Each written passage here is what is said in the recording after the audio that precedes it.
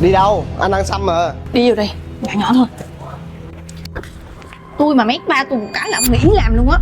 Cùng làm cái hình Atula, ông kia lấy 8 củ, ông này lấy có 4 củ rưỡi vậy. Thì ông này xăm 2 đầu nên lấy 4 củ rưỡi, còn ông kia xăm 3 đầu lấy 8 củ thôi.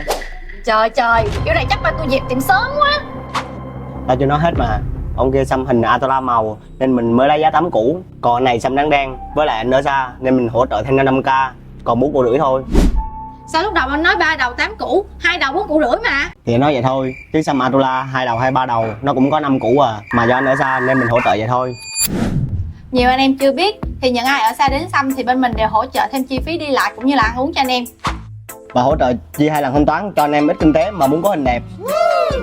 Để xíu nữa tôi xin ba tôi ưu đãi cho anh em nha. Chính anh em ở xa hay gần đặt lịch dưới clip này, tôi cũng hỗ trợ giảm 500k cho anh em. Còn bây giờ xem cái hình nè.